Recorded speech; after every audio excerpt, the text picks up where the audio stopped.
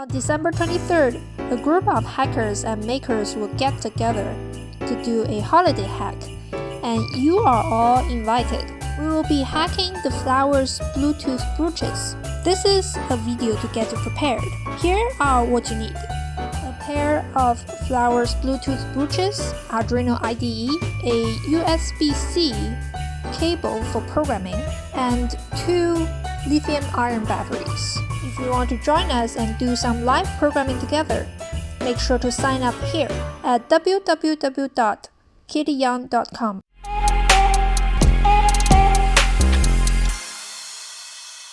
Funny enough, I've never done unboxing of my own product. This is my design of the Flowers brooches.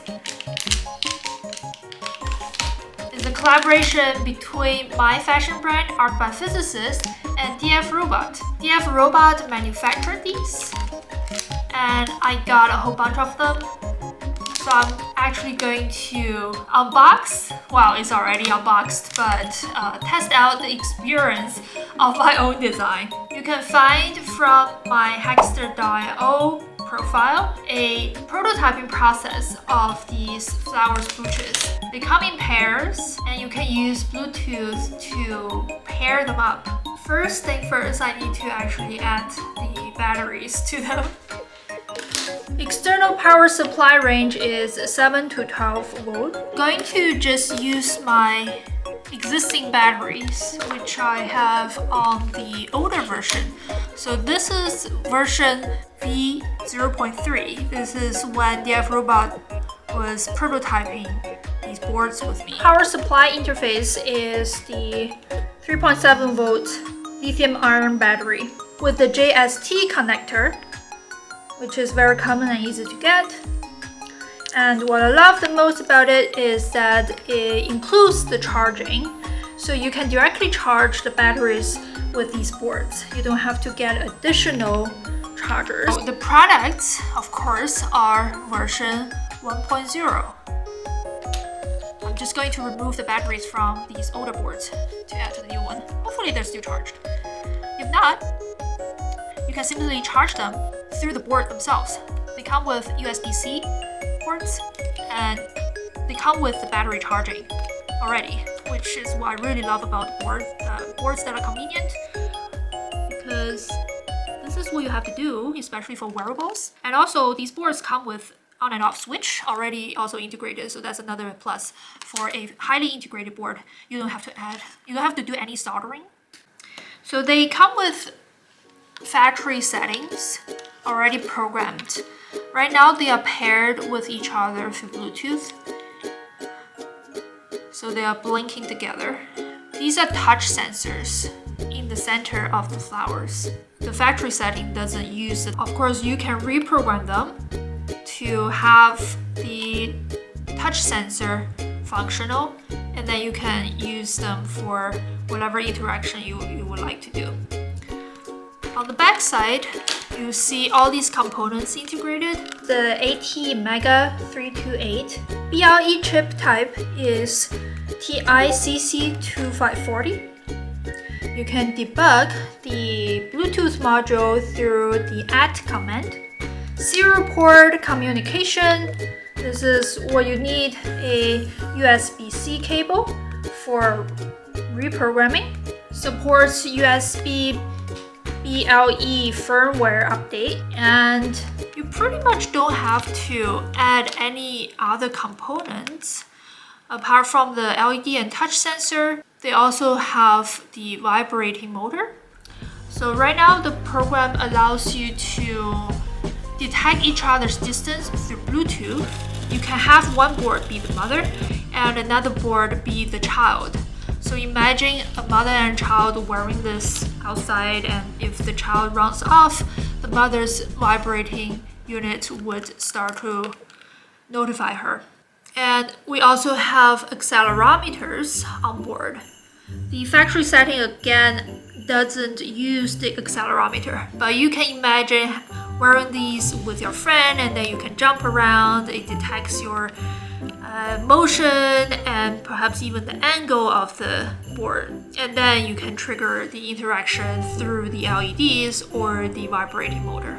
And conveniently, they also have these pins. You can directly just wear them.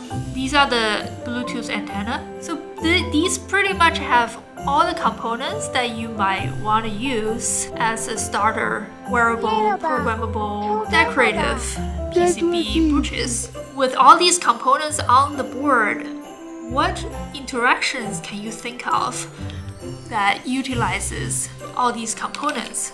Yeah, so let's take a look at reprogramming these boards. In order to learn how to use them, you just need to find some sample code from the existing wiki page on DS Robot. To find that, you can either go to Adafruit or Art by Physicists, where you would have purchased these flowers. And the DF Robot example code is linked from our website. You can simply use Arduino IDE, and there are example code for the vibration motor, the touch sensor, the RGB LED, and for the accelerometers respectively.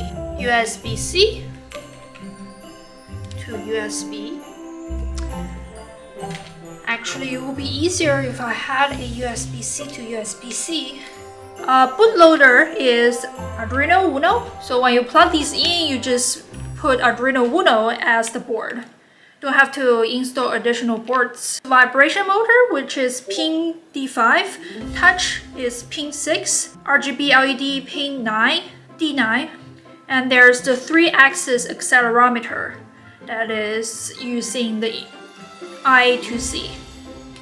At the bottom of the wiki page, you'll find the Kitty demo sample code.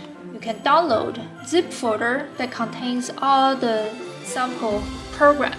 One of the pairs will be programmed as the mother, the other flower will be programmed as the child. There are also Arduino libraries that you will need to install for the NeoPixel and the DF Robot LIS2DH12, which is the accelerometer library. In the wiki, there are instructions showing you how to download the library and install it.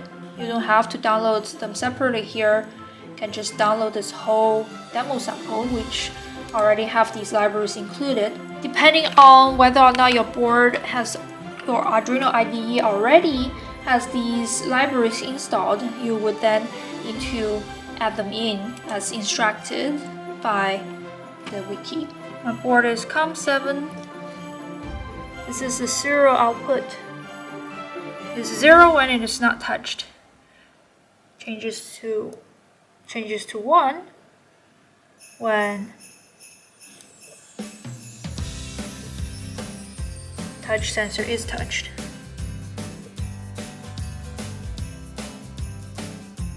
Now, if I want to test the vibration motor, actually, I can make the vibration motor to respond to the touch. So say I just copy that code there, which defines the pin 5 as the vibration motor pin.